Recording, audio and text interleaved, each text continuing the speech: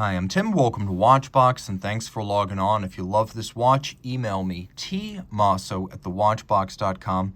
Your purchase and pricing email question line for buying this or any watch you see on any Watchbox platform. Please reach out to me directly. Email tmosso@thewatchbox.com. Today, we are discussing a model that launched in 2013 with the Roger Dubuis Excalibur collection. This is the Roger Dubuis Excalibur Chronograph, 42 millimeters in rose gold. The watch measures a reasonable 12.6 millimeters thick, and from lug tip to lug tip, it is 49.4 millimeters. It does not have a conventional lug junction. You will need a custom or proprietary strap for this watch. Throwing it on my wrist, which is 16 centimeters in circumference, it's big, but it's not too big. This is one of those cases where I have to move the camera out because relative to my arm and hand, which are somewhat bigger than you probably suspect, the watch is simply not that huge. It is large, make no mistake, but it's relatively thin, and it's got a nice curvature to the ends of its lugs, so it wraps a bit around the wrist rather than flaring out. I would say a wrist as small as 15 centimeters could wear this watch, but I probably wouldn't go smaller than that. It should fit underneath a dress cuff. We'll move back in, take a quick look. The strap, as you've seen on many Roger Dubuis models, accommodates the 3-lug profile, which means you are going to need something from the factory itself or custom made. There's some bolstering to add thickness, and you can see it is black semi-gloss, large rectangular scale alligator leather. There's a folded edge, a monotone stitch, a calfskin on the bottom, and you can see this is a brand new Roger Dubuis factory strap. The timepiece includes a Roger Dubuis factory pin buckle, and you can see that it has the maker's mark on the bottom, as Roger Dubuis not only makes the movement including escapement, hairspring, and balance, but also has a factory to make the buckles, the bracelets, and the cases that it uses. You can see this is the Excalibur case design, so it's a modification of the older homage. We still have a somewhat integrated lug profile, though you can see there is a distinct inflection between the edge of the lug and the edge of the case. It's not Calatrava levels of integration. There's a little bit of form to the lug. The lug has a bevel that expands on its end, and then it's a teardrop profile with a pronounced undertuck. We have that center lug, which is satinated. Roll it over, and you can see some unusual chronograph pushers. Now, from this angle, they look rectangular, but when you look at them from an oblique perspective, they actually have a bit of a dip or a cut through their middle that I suppose is designed to echo the sectored profile of the polished bezel.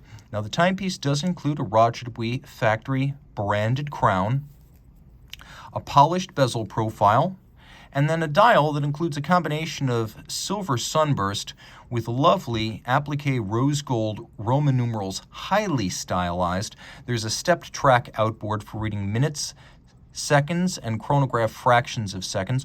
We have 2 sunken registers on the dial. One is for chronograph minutes, one is for constant seconds. Both of them feature an azurage or concentric pattern internally. And then you can see we have Dauphine hands for the hours and minutes, which are half frosted for better contrast. The watch does include a quick set for the date, though it does not include hacking seconds.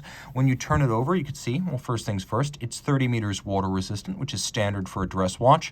And once again, you can see the Roger Dubuis maker's mark on the case. They made it themselves. They also made the movement down to the escapement, the hairspring, and the balance. Roger Dubuis is a fully integrated manufacturer. And they made this caliber RD681 from the 680 family. It is a micro-rotor automatic winding chronograph with a 52-hour power reserve.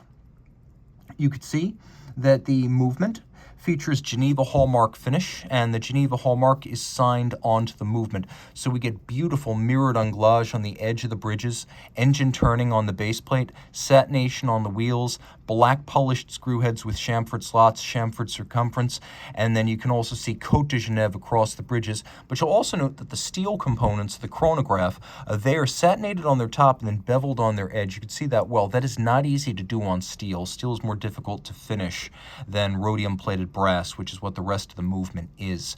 The watch includes a column wheel system for cycling the chronograph functions, so that is a crisp and traditional way of operating a chronograph. It takes a bit more time to tune, but it is finer in feel and in operation, and more traditional, once again, than a cam system. Now, there's also a vertical clutch system next to it, and you can see the little pincers that release the clutch to engage it and then pull it above the driving wheel. This is the only instance I know of in which a brand has created a visible vertical clutch. Normally it's buried in the mechanism. Here, Roger Dubuis has taken the exceptional step of making the vertical clutch visible and beautiful so that it doesn't feel any less fine than a more traditional lateral clutch. The argument for the lateral clutch always is that you can see it. Well, problem solved. Reach out to Team Mosso at thewatchbox.com for purchase and pricing details of this Roger Dubuis Excalibur Chronograph.